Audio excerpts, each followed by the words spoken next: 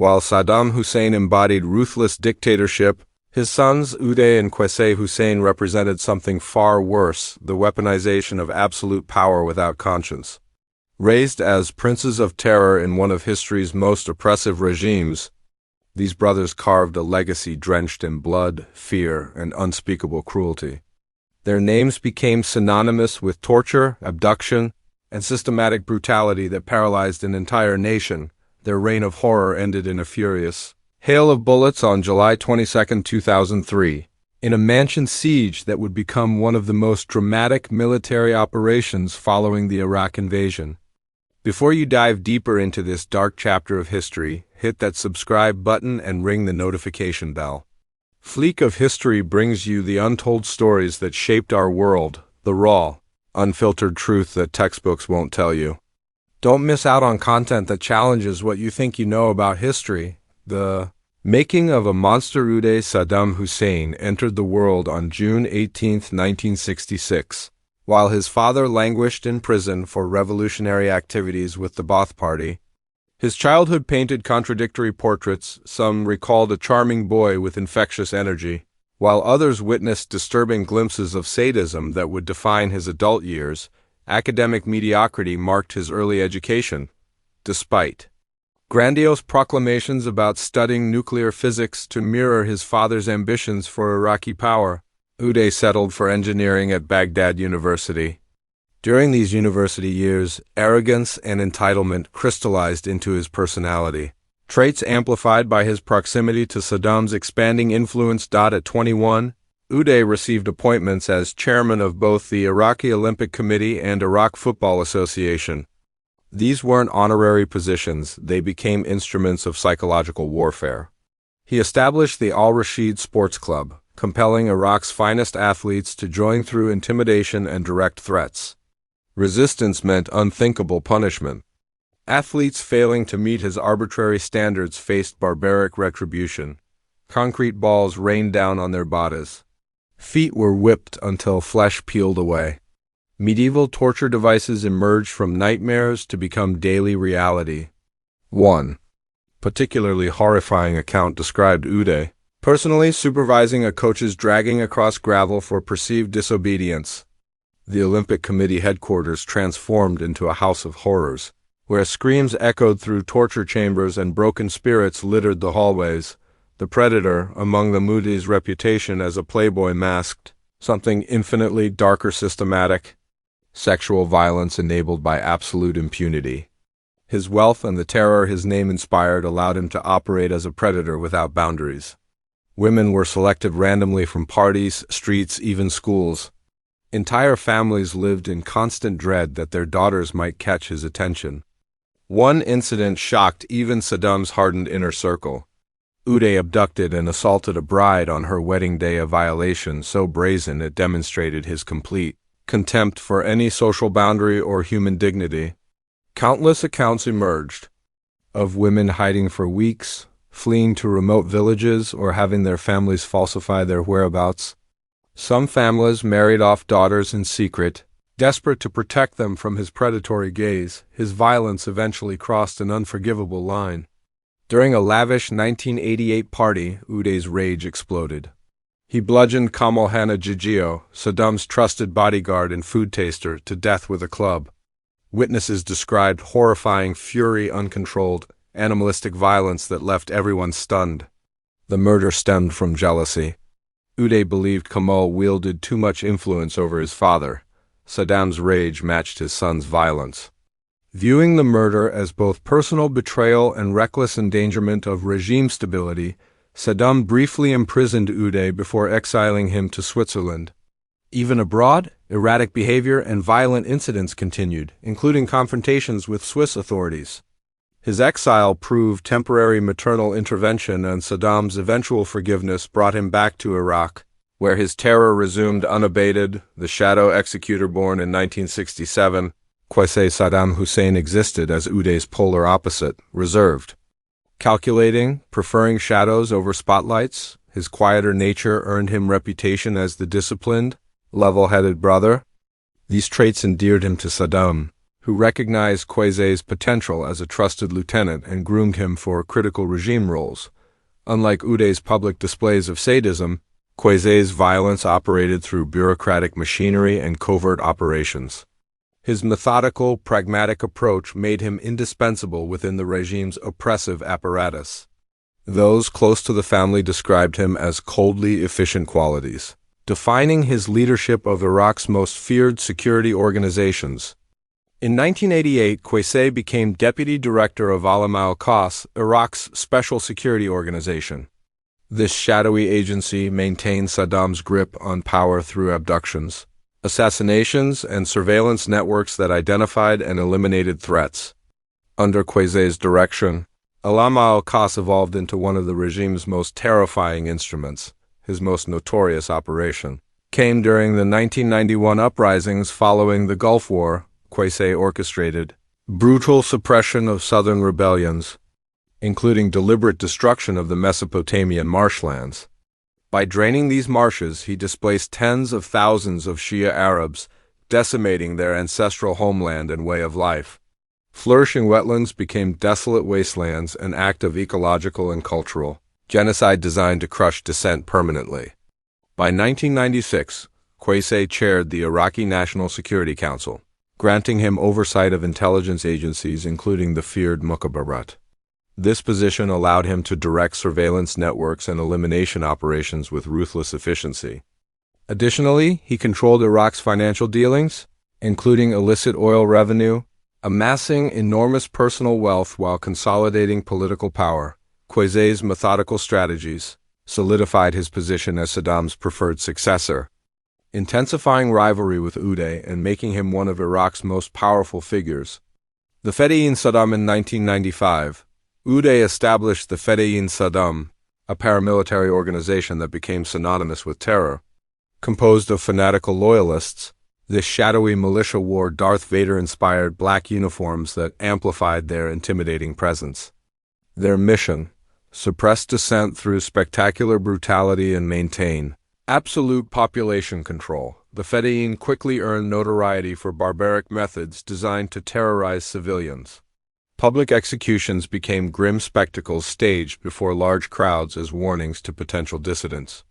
Their most infamous technique involved power drills boring holes through prisoners' skulls.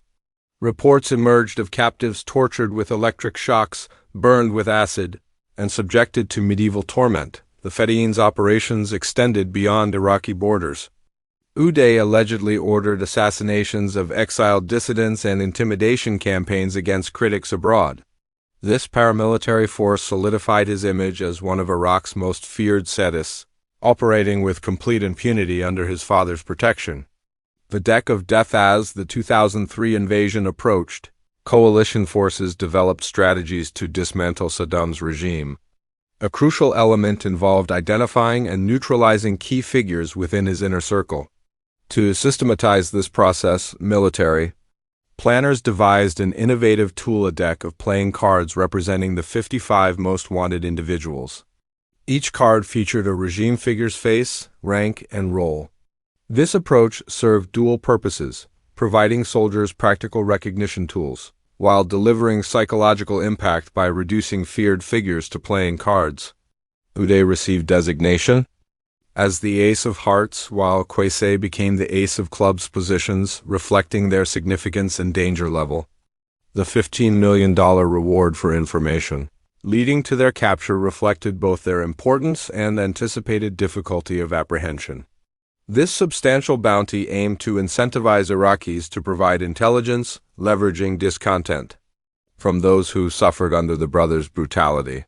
For coalition forces, capturing or eliminating Uday and Qusay was essential to dismantling regime remnants and establishing post-Saddam stability. Flight and betrayal. As coalition forces swept through Iraq in March 2003, Saddam's regime collapsed with stunning speed. Leaders who wielded absolute power suddenly became desperate fugitives. While Saddam moved independently, Uday and Qusay sought safety together, initially attempting to flee to Syria. Syria seemed a calculated choice. Both nations shared complicated histories but similar Ba'athist governance, potentially offering refuge. Additionally, Syria had previously supported Iraq during various conflicts, suggesting possible asylum through political connections. However, their plan unraveled at the Syrian border.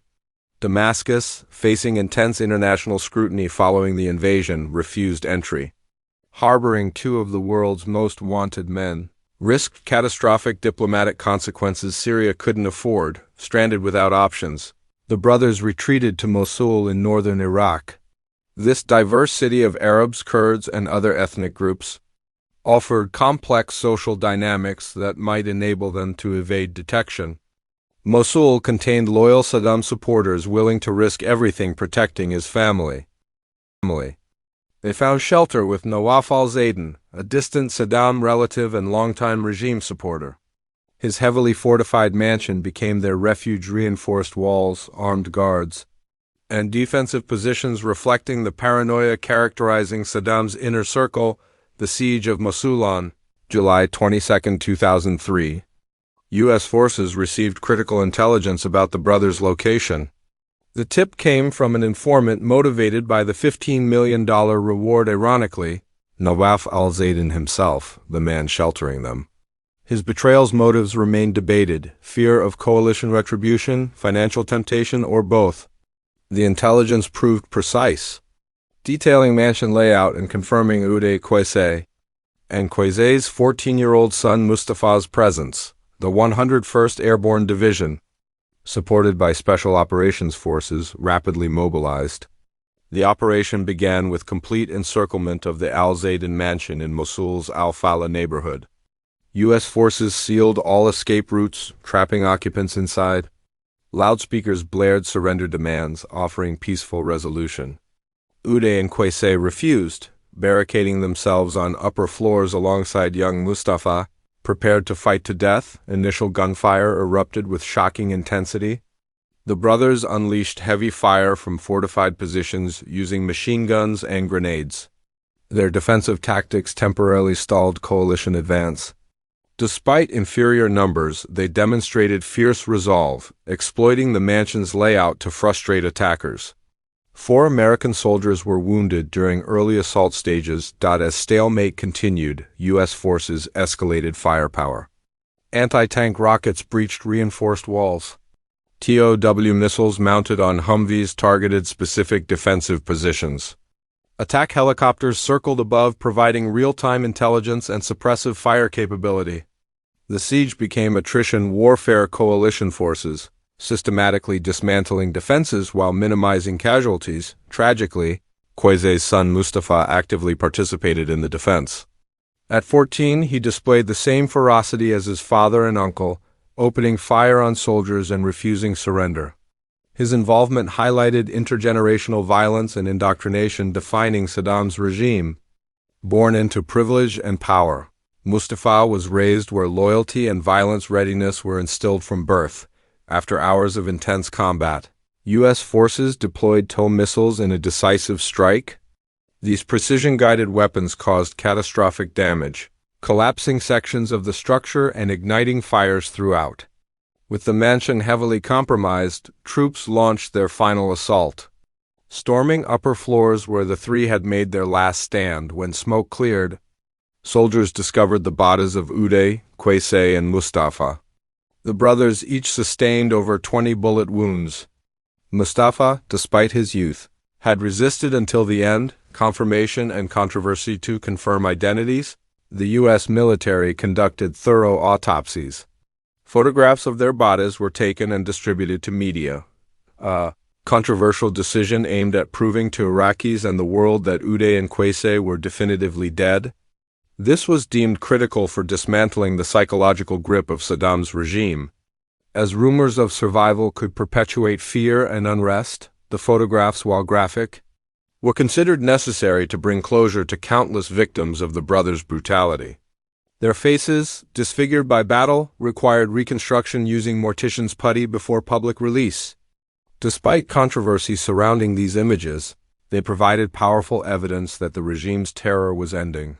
The deaths of Uday and Qusay Hussein marked a turning point in post-invasion Iraq.